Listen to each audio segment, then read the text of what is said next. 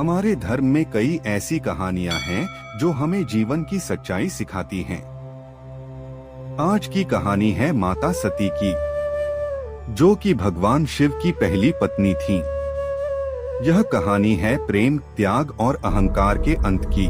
बहुत समय पहले एक शक्तिशाली लेकिन घमंडी राजा थे, राजा दक्ष। उनकी पुत्री सती बचपन से ही भगवान शिव की भक्त थीं। उन्होंने कठोर तपस्या की और अंततः शिव जी ने उन्हें अपनी पत्नी के रूप में स्वीकार किया। लेकिन राजा दक्ष को यह विवाह कभी स्वीकार नहीं था। एक दिन उन्होंने एक भव्य यज्ञ आयोजित किया, जहां सभी देवताओं को बुलाया गया, लेकिन शिव और सती को नहीं। सती ने वहां जाने का निर्णय लिया, भले ही शिव जी ने उन्हें रोका था। यज्ञ में पहुंचकर सती ने देखा कि उनके पति का अपमान हो रहा है। उनका हृदय टूट गया। उन्होंने कहा, जिस शरीर को मैंने जन्म से पाया, वो ऐसे पिता का दिया हुआ है जो मेरे पति का अपमान करता है। और फिर उन्होंने यज्ञ की अग्नि में अपना शरीर त्याग दिया। जब यह समाचार भगवान शिव को मिला तो उनका क्रोध भयानक हो गया। उन्होंने अपने क्रोध से वीरभद्र को उत्पन्न किया, जिसने यज्ञ को नष्ट कर दिया और राजा दक्ष को दंड दिया। बाद में देवताओं के निवेदन पर शिव जी शांत हुए। उन्होंने दक्ष को जीवन दान दिया, लेकिन बकरे के सिर के साथ। यह अहंकार के अंत का प्रतीक था। माता सती ने पुनर्जन्म लिया, माता पार्वती के रूप में, और फिर से शिव से उनका मिलन हुआ। यह कहानी हमें सिखाती है, अहंकार का अंत निश्चित है और सच्चा प्रेम कभी समाप्त नहीं होता। हर हर महादेव।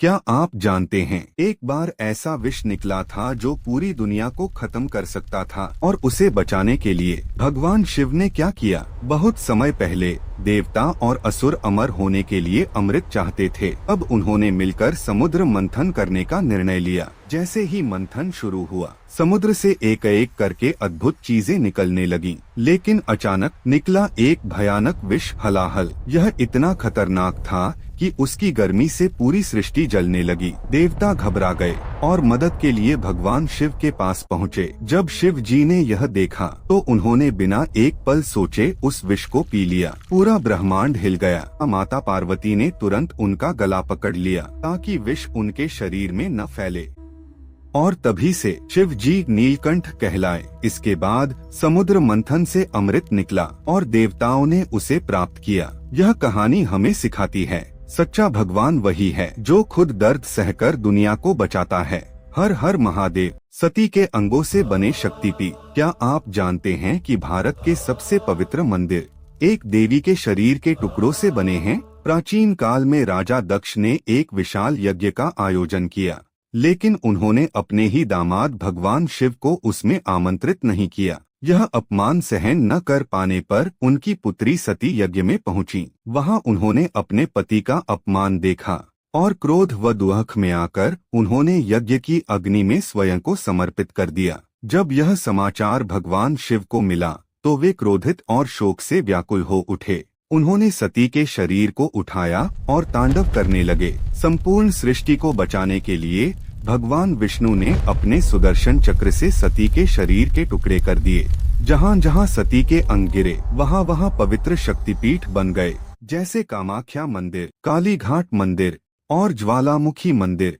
कहा जाता है कि आज भी इन शक्तिपीठों में देवी की शक्ति विराजमान है। अगर आपको ऐसी रहस्यमयी और पौराणिक कहानियाँ पसंद हैं, तो चैनल को फॉलो करना न भूलें। हिंदू धर्म में माता पार्वती और भगवान शिव की कहानी सच्चे प्रेम और तपस्या का सबसे बड़ा उदाहरण है। यह कहानी बताती है कि सच्चा समर्पण भगवान को भी झुकने पर मजबूर कर देता है। माता सती के आत्मत्याग के बाद उन्होंने पुनर्जन्म लिया, माता पार्वती के रूप में। उनका जन्म हुआ हिमालय के राजा हिमवान के घर।